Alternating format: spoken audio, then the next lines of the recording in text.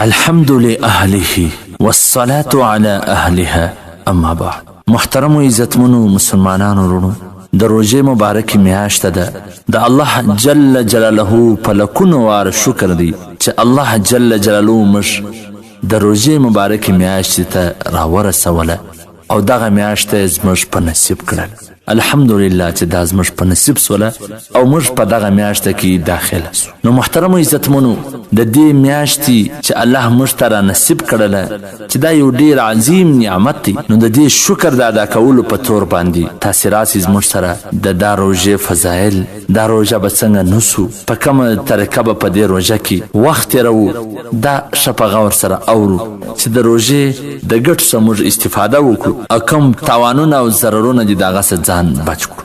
نو انشاءالله تعالی موږ به کوشش کوو چې روزانه به په دې هکله ستاسې سره خبرې کوو. محترمو عزتمنو، لکه څنګه چې روژه مبارکه فضیلتونه ډېر لري، داسې د روژې مبارکې د میاشتې قدر نه کول، په دې کې اعمال عبادتونه نه کول، دا سړی هم سخت د زیان او د نقصان سره به مخامخ. تاسې راسئ چې دغه حدیث موږ واورو. عن كعب بن عجرة رضي الله تعالى عنه قال قال رسول الله صلى الله عليه وسلم احذروا المنبر.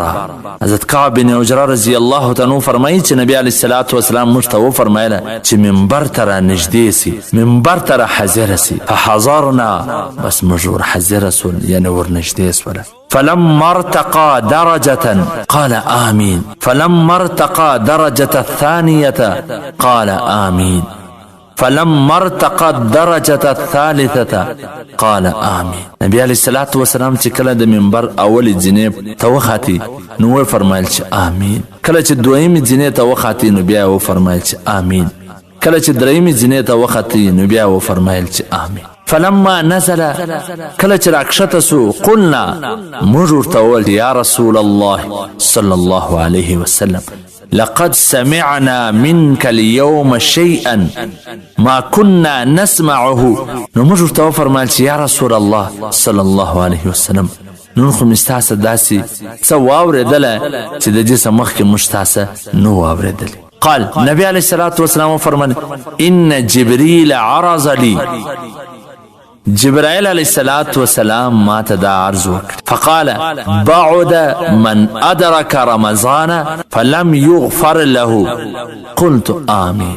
جبرائیل علیه الصلاة والسلام ما ته عرض وکړ چې هلاک دي سي، بعد په معنا د هلاک دي سي هغه څوک چې د روژې میاشت ورته نصیب سي او د ده په دې میاشت کې مغفرت ونسي. ما وویله چې آمین. فلما رقیت الثانیه، کله چې زه دویمې زینې ته وختم، قال، جبرائیل علیه الصلاة والسلام وویل چې بعد من ذکرت عنده فلم يصلي عليك، چې هلاک دی وي هغه سړی د چا مخ ته چې ستا ذکر وسي او د پر تا باندې درود شریف ونه وایي. ما وویل چې آمین. فلما رقیت الثالثه قال بعد من ادرك ابويه الكبر عنده او احدهما فلم يدخلاه الجنه.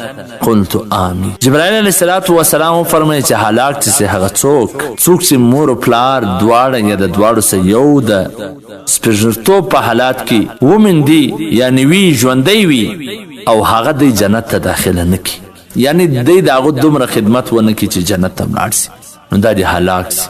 نبی علیه الصلاة والسلام وفرمایل چې آمین. نو محترمو عزتمنو، تاسې اوس خپله د ځان سره غور فکر وکړئ چې د حضرت جبرائیل علیه الصلاة والسلام رنګه جلیل القدر فرشته چې هغه شرع کوي او د نبی اکرم صلی الله علیه وسلم جلیل القدر نبی چې رحمت للعالمین دی، د ټول عالم دپاره رحمت دی، هغه پر دې شرع باندې امین وایي. څومره غټه خبره. لکه نبی علیه الصلاة والسلام هیچا ته هم شرع نه کول، لیکن د داسې کس دپاره چې هغه روژه ورته نصیب سي، دا د مغفرت د رحمتونو میاشته ورته نصیب سي، د هر طرفه څخه د الله جل جلاله د پیرزوینې بارانونه وي، د رحمتونه بارانونه وي، الله جل جلاله بخشش په نه څه باندې کوي او الله جل جلاله دعاګانې قبلوي، توبې قبلوي، د هغه باوجود دی د مغفرت څخه محروم پاتې سي، نو دا خو ډېره غټه د بدنصیبۍ خبره ده عزتمنو. دویمه خبره دا چې نبی علیه الصلاة وسلام ته جبرائیل علیه السلام وفرمایي چې د چا مخ ته ستا ذکر وسي او دی درود شریف ونه صلی الله علیه وسلم.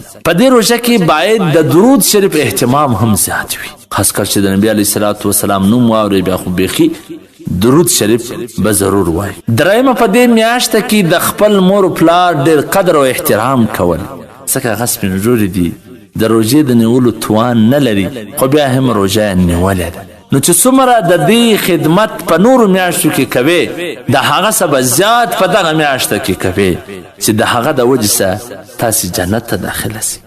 ځکه مور و پلار سپین ږیري وي، کمزوري وي، اعصاب یې کمزوري سوي وي، بیا روژه وي، نو ډېر څه به دوی په خوله ویل غواړي چې هغه تا ته خوښه نه وي، نو دا به برداشتوي، پر دې باندې به صبر کوي. نو محترمو عزتمنو د روژې په دې میاشته کې د دا درې خبرو خیال ساتل ډېر زیات ضروري دی، هسې نه خدا نخسته چې در دغه شرع لاندې موږ هم راسو. الله دې موږ نه راولي. والسلام. عجبا عجبت لغفلة الإنسان قطع الحياة بعزة وأمان. قدر منوردونکو تاسو د محترم مولوي عبدالرحمن سمیم صاحب و اصلاحي بیان ته غوږ واست.